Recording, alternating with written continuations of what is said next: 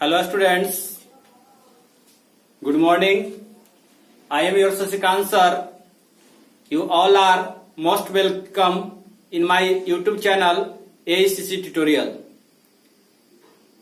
Finally the result of class 10th has published and I would like to congratulate those students who appeared this year in the board examination through my channel AECC tutorial. I would like to congratulate them on their grand success in the board examination. I have been providing you study materials on my YouTube channel for a long time. We all know that there is still lockdown due to COVID-19 and your offline classes are still disturbed.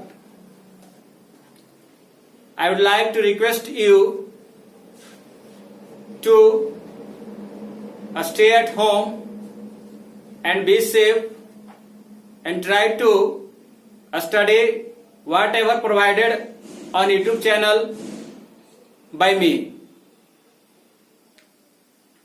As usual, today I am going to teach you the indirect speech of imperative sentence.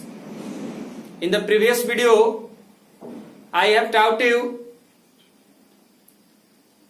narration of indirect speech of interrogative sentence, and today I am going to teach you how to change imperative sentence in reported speech into indirect speech. पिछले video में आपको मैंने direct speech में प्रयुक्त जो interrogative sentence होता है उसको इनडायरेक्ट स्पीच में कैसे बदलते हैं उसके बारे में बताया था, और रिजल्ट जो निकला है उस पर मैं अपने YouTube के चैनल के माध्यम से सभी विद्यार्थियों को मुबारकबाद देता हूं जो सफल हुए हैं इस एग्जाम में।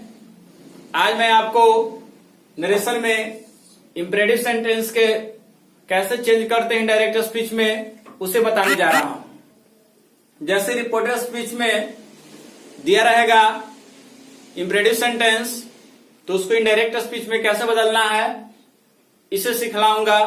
तो सबसे पहले जानना है कि इंपरेटिव सेंटेंस होता है क्या। इंपरेटिव सेंटेंस को हम लोग ऐसे जानते हैं, ऐसे इसकी डेफिनेशन है कि द सेंटेंस विच सोच, order, advise, request, command, provision is called imperative sentence. मतलब कि वह सेंटेंस जो आदेश, आज्ञा, सलाह, अनुरोध, मनाही इत्यादि का बोध कराता है वो इंपरेटिव सेंटेंस कहलाता है। और आपको यह भी चीज याद रखना चाहिए कि imperative sentence start with the main verb V1 and the subject you is understood in the imperative sentence.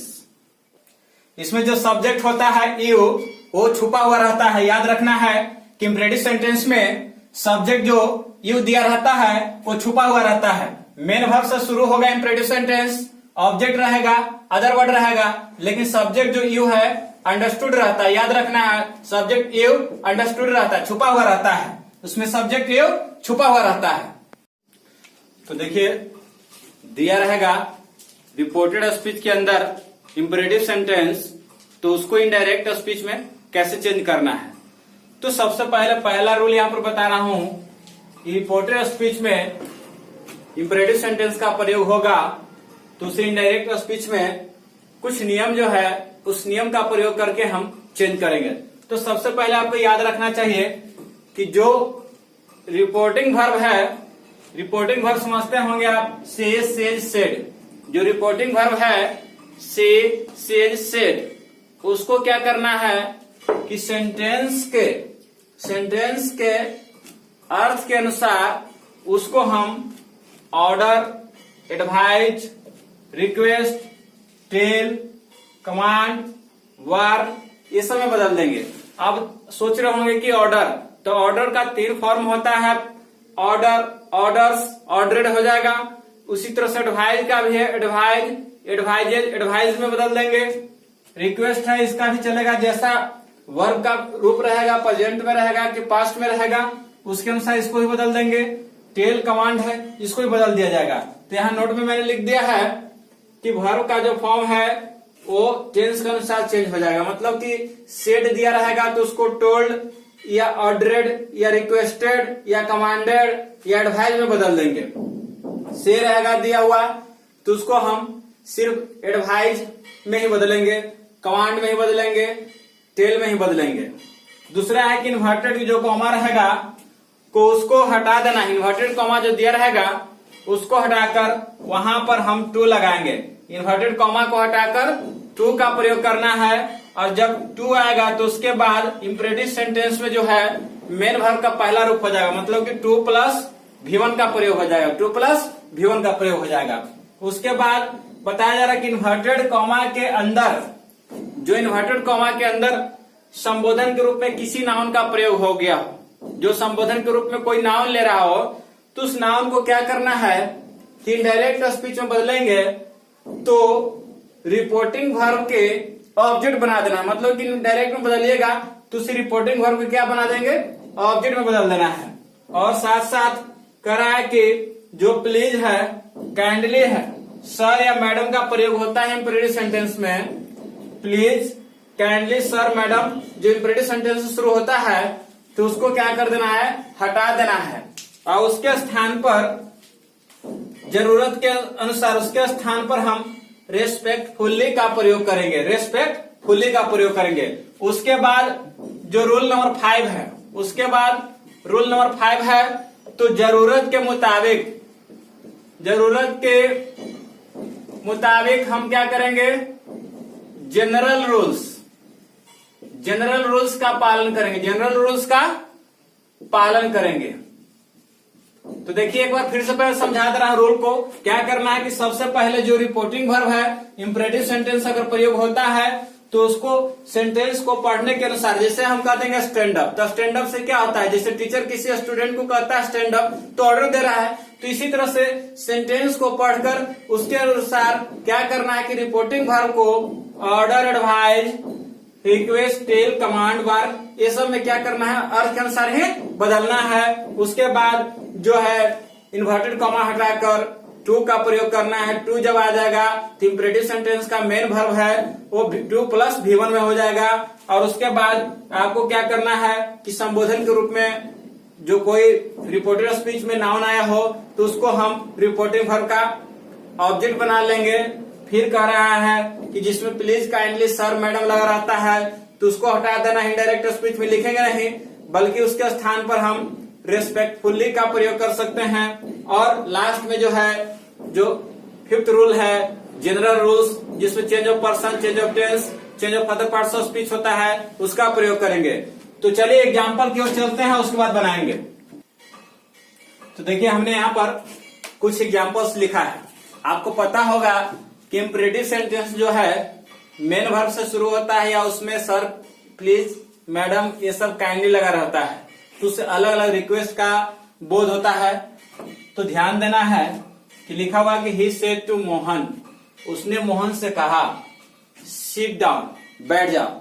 याद रखना है कि इंपरेटिव जो सेंटेंस होता है मेन वर्ब का पहला रूप ऑब्जेक्ट OW से शुरू होता है या उसमें सर या प्लीज, मैडम, काइंडली ऐसा लगा रहता है।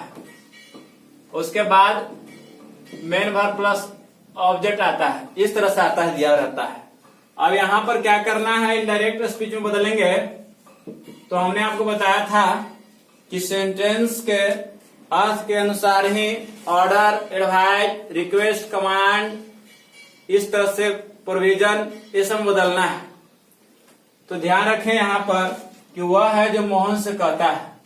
अगर कोई बराबरी का हो, कोई पोस्ट में किसी से बड़ा नहीं हो, तो समान अर्थों में उसे टेल या आस्क का प्रयोग कर देते हैं। अगर कोई बड़ा टीचर है या मैनेजर है या कोई पुलिस इंस्पेक्टर है अपने से छोटे पद वाला को कहता है तो वहां पर ऑर्डरेट का भी प्रयोग करते हैं।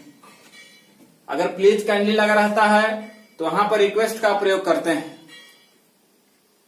सर मैडम लगा रहता है तो वहां रेस्पेक्टफुली का प्रयोग करते हैं। या समान अर्थों में किसी सलाह देता है तो वहां पर जैसे take medicine on time, walk in the morning, तो वहां पर हम सेड की जगह पर एडवाइस का प्रयोग करते हैं।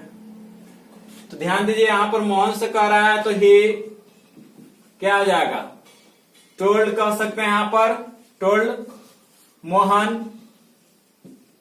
अब यहां पर याद रखना ही टोल्ड मोहन हो गया, टू हट जाता है, कॉमा और डबल इन्वर्टेड कॉमा को हटाकर हमने क्या कहा था रूल में कि टू लगा देंगे।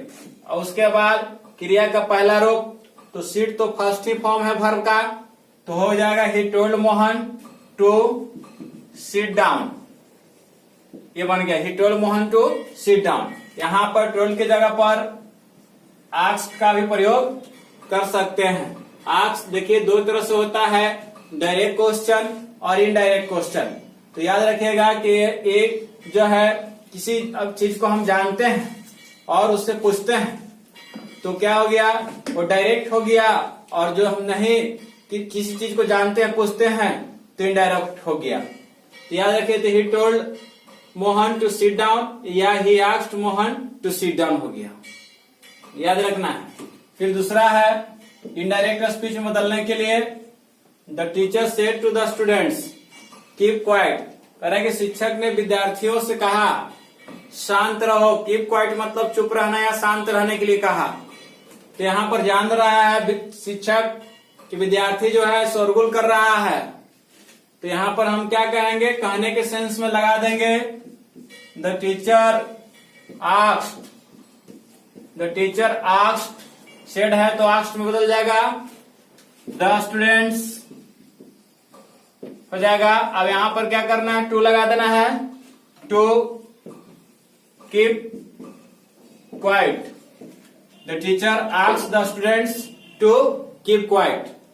अब यहां पर देखिए अगला है, दिया हुआ है कि he said to me please help me. याद रखना है कि जिसमें प्लीज या काइंडली लग जाता है तो उससे विनती का बोध होता है, रिक्वेस्ट का बोध होता है, आग्रह का बोध होता है, प्रार्थना का बोध होता है। तो याद रखिए कोई रिक्वेस्ट कर रहा है तो ही, अब ये जो सेड है तो यहाँ पर रिक्वेस्ट का बोध करवा रहा है पूरा सेंटेंस, तो इस सेड को क्या कर देना है, रिक्वेस्टेड में बदल देना है, क्योंकि सेड लगा हुआ है। अगर से रहता तो रिक्वेस्ट में होता है, सेड रहता तो रिक्वेस्ट में होता है, लेकिन यहाँ सेड है इसलिए रिक्वेस्टेड में बदल देंगे। तो ही रिक्वेस्टेड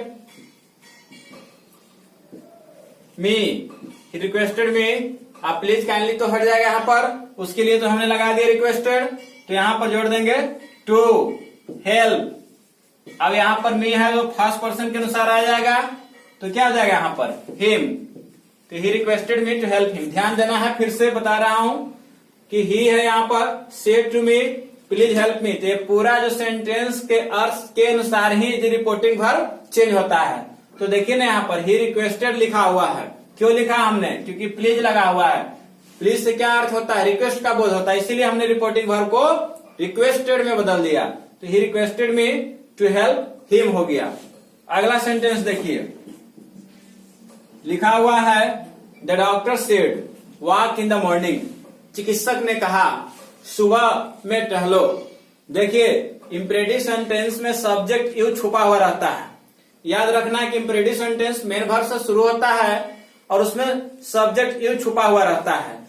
तो रिपोर्टिंग वर्ब का अगर ऑब्जेक्ट नहीं दिया रहता है तो आपको क्या करना है कि रिपोर्टिंग वर्ब का ऑब्जेक्ट ले लेना है। जैसे आपको जिसमें याद रखना है कि जब सेकंड पर्सन का ऑब्जेक्ट दिया रहता है रिपोर्टेड स्पीच के अंदर में, तो फर्स्ट या थर्ड पर्सन का हम ऑब्जेक्ट ले लेते हैं। तो यहाँ पर तो है नहीं, यहाँ पर ये छुपा हुआ है, तो यहाँ पर तो ले सकते हैं ना ऑब्जेक्ट। तो क्या हो जाएगा, द डॉक्टर एडवाइज हो जाएगा, क्योंकि सुबह में टहलने की कह रहा है, सलाह दे रहा है, तो द डॉक्टर एडवाइज्ड। अब यहाँ पर देखिए मी की जगह पर अस भी ले सकते हैं, हिम भी ले सकते हैं, हर भी ले सकते हैं, देम भी ले सकते हैं। मतलब फर्स्ट पर्सन का भी ऑब्जेक्ट या थर्ड पर्सन का भी ऑब्जेक्ट। कोई ले सकते हैं, क्योंकि रिपोर्टेड स्पीच में सब्जेक्ट सेकंड पर्सन का रहता है ना, तो फर्स्ट या थर्ड पर्सन का ऑब्जेक्ट लेते हैं। क्यों? क्योंकि रिपोर्टिंग वर्ब का ऑब्जेक्ट नहीं दिया रहता। ये हमने किसमें पढ़ा था? चेंज ऑफ पर्सन में ही पढ़ा था, जनरल रूल्स के चेंज ऑफ पर्सन में ही पढ़ा था कि अगर ऑब्जेक्ट नहीं दिया हुआ है रिपोर्टिंग वर्ब का और रिपोर्टेड स्पीच के अंदर में सेकंड पर्सन का सब्जेक्ट हो, तो वहां पर क्या करते हैं? फर्स्ट या थर्ड पर्सन के ऑब्जेक्ट लेते हैं। तो यहाँ पर क्या हो जाएगा? द डॉक्टर एडवाइज्ड, यहाँ पर क्या ले लेते हैं? मी। अब यहाँ पर क्या कर देंगे? जोड़ देंगे टू। अब वॉक इन द मॉर्निंग हो जाएगा। The doctor advise me to walk in the morning. इस तरह से इसको बना दिया गया। सलाह दे रहा है, याद रखना, सेंटेंस समझकर ही बनाना है, सेंटेंस समझकर ही रिपोर्टिंग वर्ब को चेंज करना है। अगला है, लिखा हुआ है कि she said madam I have a TV set. वह कही महोदया, मैडम मतलब होता है महोदया, I have a TV set, मेरे पास एक टीवी का सेट है। तो इसमें हमने क्या बताया था कि जहां सर या मैडम होता है वहां रेस्पेक्टफुली का प्रयोग कर देते हैं। किसको? रिपोर्टिंग वर्ब को।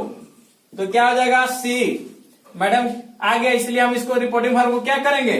रेस्पेक्टफुली मत लेंगे। तो सी रेस्पेक्टफुली याद रखना है कि सी सेड ऐसे बदल सकते हैं, सी सेड रेस्पेक्टफुली, याद रखना, सी सेड रेस्पेक्टफुली दैट, याद रखना है, she said respectfully that I have, तो क्या बदल जाएगा? थर्ड पर्सन क्या है ना, आई, तो इसमें बदल जाएगा किसमें? सी में। She had a TV set, she had a TV set. देखिए इसको हमने बदल दिया, she said respectfully that she had a TV set, और मैडम यहां पर हट गया। आइए चलते हैं कुछ और एग्जाम्पल पे। तो देखिए और कुछ एग्जाम्पल है, लिखा हुआ he said to the teacher. याद रखना है, उसने शिक्षक से कहा, he said to the teacher sir kindly help मी।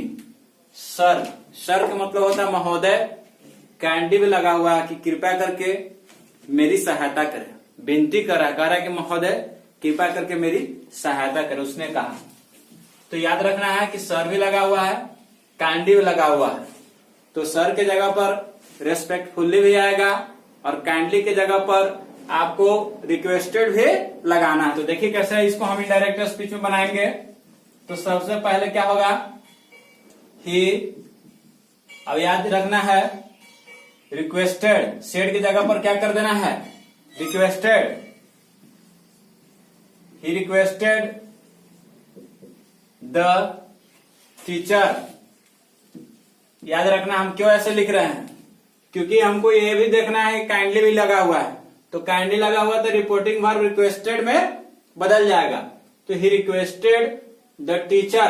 अब सर को हटाएंगे यहां पर, तो रेस्पेक्टफुली लगा देना है। रेस्पेक्टफुली मतलब वह जो आदर पूर्वक शिक्षक से आग्रह करता है। रेस्पेक्टफुली के मतलब होता है विनती पूर्वक, आदर पूर्वक। रेस्पेक्ट मतलब आदर होता है, तो विनती पूर्वक, आदर पूर्वक वो क्या करता है? शिक्षक से आग्रह करता है। रिक्वेस्ट के मतलब आग्रह करना। तो क्या किया उसने? शिक्षक से आदर पूर्वक आग्रह किया। अब यहां पर जब दोनों हट गया तो लगा देना है कॉमा, इन्वर्टेड कॉमा को हटाने के लिए टू। तो हो गया he requested the teacher respectfully to help, हो जाएगा। टू के बाद क्रिया का पहला रूप देना है, टू हेल्प। अब उसके बाद किसको? मी लिखा हुआ है, तो मी फर्स्ट पर्सन के ऑब्जेक्टिव केस है, तो सब्जेक्ट के अनुसार बदलेगा। तो हो जाएगा यहां पर आपको हिम कर देना है, यहां हो गया हिम। देखिए he requested the teacher respectfully to help him, इस तरह से बना दिए। अगला लिखा हुआ है the peon said to the principal. चपरासी जो है प्रचार से कहा, grant me leave for 2 days please. कहता है कृपया करके मुझे 2 दिनों की अवकाश दे दीजिए, मंजूर करें। आग्रह कर रहा है, 2 दिन की छुट्टी मांग रहा है। किससे? प्राचार्य से। तो आप जान रहे होंगे जब प्लीज लग गया तो क्या हो गया? रिक्वेस्टेड कर रहा है, रिक्वेस्ट कर रहा है। तो यहां पर हम जब इनडायरेक्ट स्पीच में बदलेंगे तो किस तरह से लिखेंगे? द प्यून क्या आ जाएगा? सेड की जगह पर क्या लिखना है? प्लीज लगा हुआ है तो लिखेंगे requested. The peon requested the principal. The peon requested the principal. अब याद रखना है क्या करेगा वो? आग्रह ही करेगा ना, प्रिंसिपल टू ग्रांट। अब यहां पर मी है तो प्यून के अनुसार बदल देंगे, हिम हो जाएगा, टू ग्रांट हिम। अब उसके बाद क्या हो जाएगा? Leave for 2 days। इस तरह से बदल गया। देखना है फिर से, यहां हमने सेड को रिक्वेस्टेड में बदल दिया क्योंकि यहां पर लगा हुआ था इसके रिपोर्टेड स्पीच में प्लीज, तो हो गया the peon requested the principal to grant 2 + V1 आ जाता है, याद रखना है, हिम लीव फॉर 2 days हो गया। इस तरह से प्लीज रहेगा तो रिक्वेस्टेड में क्या करना है? रिपोर्टिंग वर्ब को बदल देना है। अगला देखते हैं, लिखा हुआ he said to me help your neighbours. उसने मुझसे कहा कि अपने पड़ोसियों की सहायता करो। उसने मुझसे कहा कि अपने पड़ोसियों की सहायता करो, तो मुझे पड़ोसियों की सहायता करने के लिए कह रहा है तो मुझे सलाह ही दे रहा है ना, तो ये याद रखना है। जैसे कह दिया कि love your country, help your neighbours, respect your elders, ऐसे बोला रहा है सेंटेंस में, दिया रहा है सेंटेंस, तो इससे क्या होता है? एडवाइस का बोध होता है। Walk in the morning, take medicine in time, study regularly, get up early in the morning, इस तरह से दिया रहेगा। तो ऐसे सेंटेंस से आपको ये समझना चाहिए कि ये सेंटेंस जो है ये सब सलाह वाले हैं, एडवाइस वाले हैं। तो क्या करना है? ही सेड की जगह पर क्या लिखेंगे? एडवाइज्ड। तो ही एडवाइज्ड मी टू क्या हो जाएगा? हेल्प योर नेबर के क्या हो जाएगा? मी कह रहा है ना मुझे, तो क्या हो जाएगा? माई नेबर, याद रखना है। माई यहां पर सॉरी माई क्या हो जाएगा? ब्रदर्स। कह रहा है कि मुझे अपने भाइयों की सहायता करना चाहिए। यहां पर ध्यान देना है, ब्रदर से नेबर्स नहीं है, ब्रदर्स है। अगला है, the teacher said to me bring a glass of water. शिक्षक ने मुझसे कहा कि एक गिलास पानी लाओ। तो शिक्षक अगर किसी स्टूडेंट्स को कोई काम करने के लिए कहते हैं तो शिक्षक क्या कर रहे हैं? वो आज्ञा ही दे रहे हैं काम करने के लिए।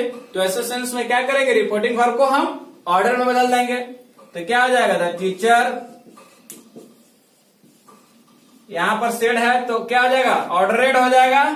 द टीचर ऑर्डरेड मी, अब टू लगा देना, बी कैपिटल स्मॉल कर देंगे, bring a glass of water, याद रखना है। शिक्षक अगर कह रहे हैं किसी विद्यार्थी को कहने के लिए तो आदेश दे रहे हैं।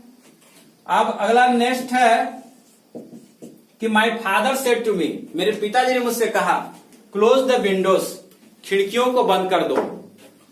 तो याद रखना है पिताजी आपसे कह रहे हैं तो इसको क्या हो जाएगा? माई फादर बताया था आपको, टोल्ड या आस्क में बदल दीजिए इसको, आस्क मी। अब क्या करना है?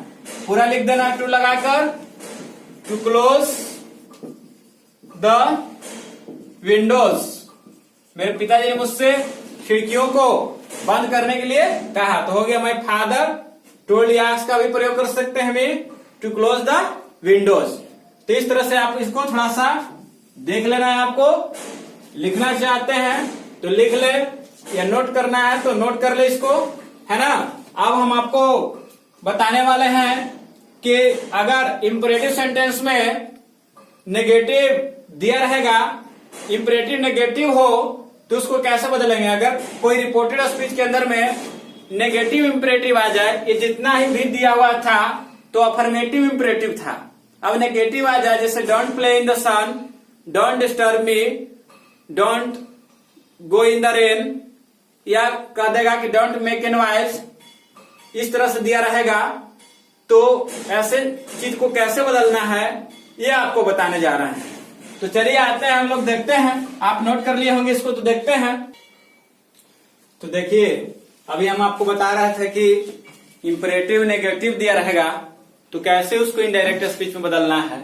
तो देखिए रूल कह रहा है कि यदि रिपोर्टेड स्पीच के अंदर नेगेटिव सेंटेंस का प्रयोग हो, और कौन सा नेगेटिव, इंपरेटिव नेगेटिव, तो उसको इनडायरेक्ट स्पीच में कैसे बदलना है इसको बताने जा रहा हूं। तो देखिए नेगेटिव इंपरेटिव कहने का मतलब हो गया कि वो आएगा जब भी तो डोंट करके आएगा या डू नॉट करके आएगा, याद रखना है। डू नॉट करके आएगा या डोंट करके आएगा, और उसके बाद मेन वर्ब दिया रहेगा और ऑब्जेक्ट अदर वर्ड दिया रहेगा। मतलब कि ऐसा दिया रहेगा कि don't make a noise, don't make a noise, ये नेगेटिव हो गया। Don't disturb me, don't disturb मी। इस तरह से अगर आता है रिपोर्टेड स्पीच के अंदर में, तो इसको इनडायरेक्ट स्पीच में कैसे बदलना है इसको बता रहा हूं। तो क्या करना है कि जब भी रिपोर्टिंग वर्ब सेड रहेगा तो उसको वाक्य के अर्थ के अनुसार, मतलब डोंट किसके लिए आता है, मना करने के सेंस में। डोंट का हिंदी क्या होता है, मत या नहीं। डोंट डिस्टर्ब मी मतलब मुझे तंग मत करो, है ना, या मुझे तंग नहीं करो।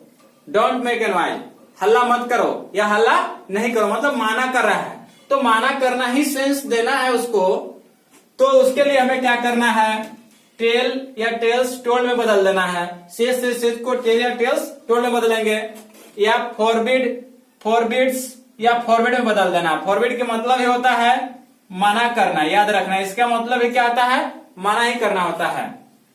प्रिवेंट, प्रिवेंट्स या प्रिवेंटेड, इसका अर्थ भी होता है रोकना।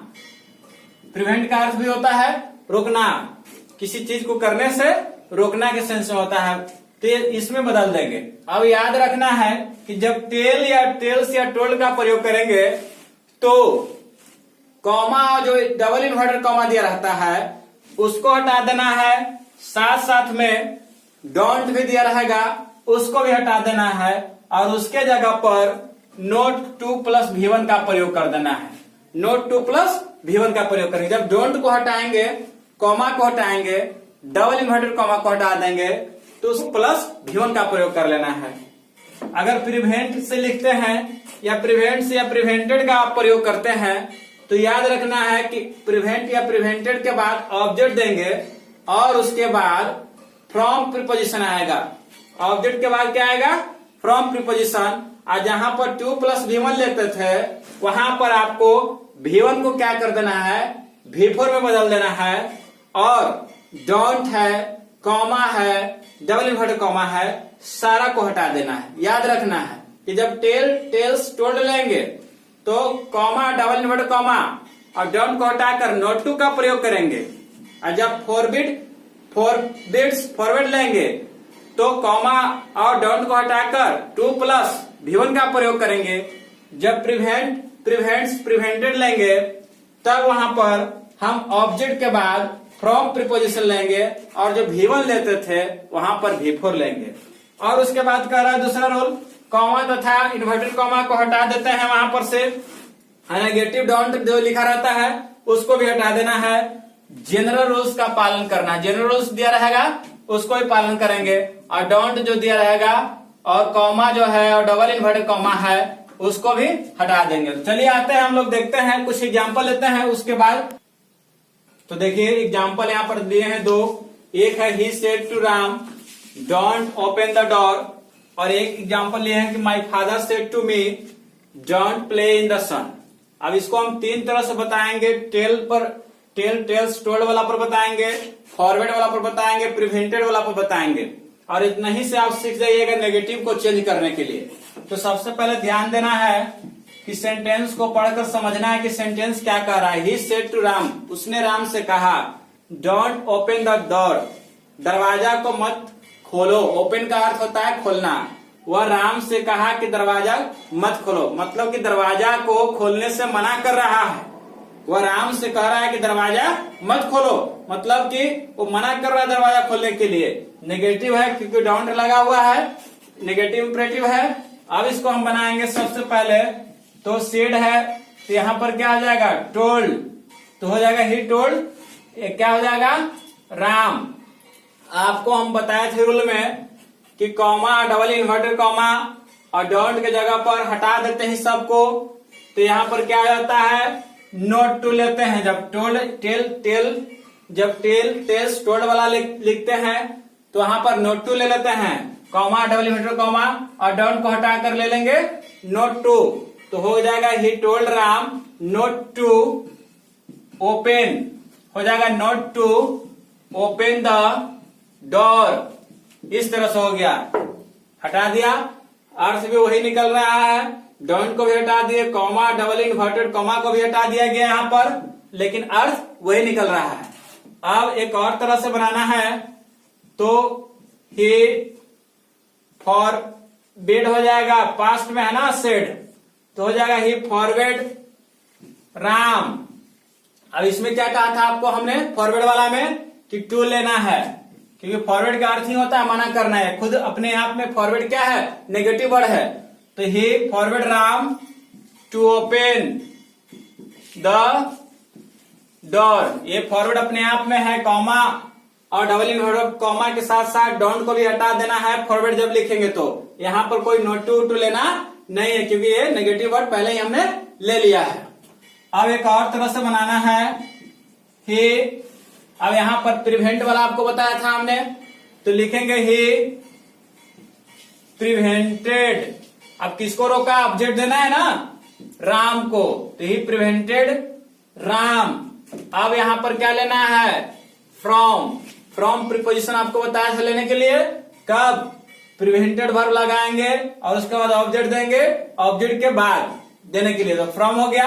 अब हमको कौन सा रूप लेना है क्रिया का, V4, याद रखना है कि फ्रॉम प्रीपोजिशन के बाद V4 लेना है, तो हो जाएगा ही प्रिवेंटेड राम। ऐसे भी जानते हैं कि प्रीपोजिशन के बाद वर्ब का V4 फॉर्म आता है, याद रखना है, तो ही प्रिवेंटेड राम फ्रॉम हो जाएगा ओपन का क्या हो जाएगा V4 ओपनिंग, ओपन का क्या हो जाएगा ओपनिंग, ING जोड़ देंगे, तो opening the door, he prevented Ram from opening the door. समझना है, देखिए टोल्ड ले लिए तो कॉमा डबल इन्वर्टेड कॉमा और नोट को हटाकर वहां पर नोट टू ले लिया और V1 प्लस ऑब्जेक्ट दे दिया, फॉरवर्ड लिए तो 2 प्लस V1 ले लिया, डाउन को हटा दिया, कॉमा इन्वर्टेड कॉमा को हटा दिया, प्रिवेंटेड लिए तो उसके बाद फ्रॉम प्रीपोजिशन लिया और उसके बाद क्रिया का चौथा रूप हमने कर दिया है। अब दूसरा जो एक और है, इसको भी देखिए इस तरह से बना रहे हैं, my father said to me, तो चलिए पहले टोल्ड से बनाते हैं, तो माई फादर, ऊपर वाला अगर आप समझे होंगे तो आसानी से बना सकते हैं, क्या होगा बोलिए, माई फादर टोल्ड हो जाएगा यहां पर, माई फादर टोल्ड मी, अब ले लेना है टू, डोंट तो सब हट ही जाएगा ना, तो my father told me to play in the sun, तो याद रखना है, तो यहां पर क्या कर देंगे नोट टू, याद रखना है कि my father told me not to, याद रखना है not to play in the sun, not to play in the sun. इसका अर्थ हो गया कि मेरे पिता ने मुझसे कहा है कि धूप में नहीं खेलना है, मेरे पिताजी ने मुझसे कहा है कि धूप में नहीं खेलना है। और ले लेते हैं फॉरवर्ड से, तो माई फादर क्या हो जाएगा यहां पर टोल्ड की जगह पर फॉरवर्ड मी, अब नोट टू नहीं इसमें लेना है, सिर्फ टू लेना है, to play in the sun. इसका अर्थ हो गया कि मेरे पिताजी ने धूप में खेलने से मना किया है।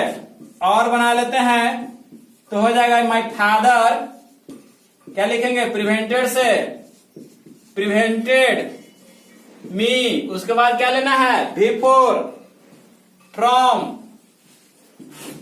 प्लेइंग इन द सन, मतलब मेरे पिताजी ने धूप में खेलने से मुझे मना किया है। तो ऊपर जो बनाया जिसी तरह से आप ऐसे बहुत सारे एग्जाम्पल को नेगेटिव में दिया रहेगा तो सॉल्व कर सकते हो।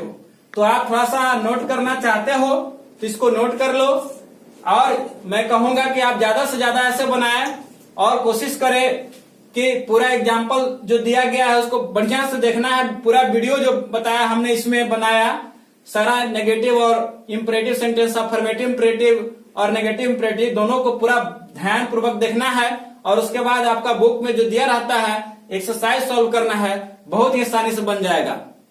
और मैं लास्ट में ही कहना चाहूंगा कि आप जो भी पढ़ाया जा रहा है सारा वीडियोस को देखें, और सीरियली ढंग से हम दे रहे हैं प्रत्येक जो है नरेशन में अफर्मेटिव, नेगेटिव जो भी है और इंट्रोगेटिव, उसके बाद इंपरेटिव सेंटेंस में चले हैं, लगातार है, आप देखते रहे उसको और बुक से सॉल्व करते रहे। और अभी तक जो सब्सक्राइब नहीं किया चैनल, तो चैनल को भी सब्सक्राइब करें। और भी जो भी आपका फ्रेंड्स हैं जो छूट गए, नहीं लाभ उठा रहे हैं इस जो पढ़ाई का, तो उनको भी आप वीडियो शेयर करें और उनको भी सब्सक्राइब करने के लिए बोले, ताकि वो भी आपकी तरह लाभ उठाएं। लॉकडाउन में जानते हैं कि हमारा जो कोचिंग संस्थान है कब खुलेगा, ऐसा कोई डेट अभी तक फिक्स नहीं हुआ है कोरोना वायरस के चलते। तो आप घर पर ही रहकर इस तरह से पढ़ाई करते रहें डेली।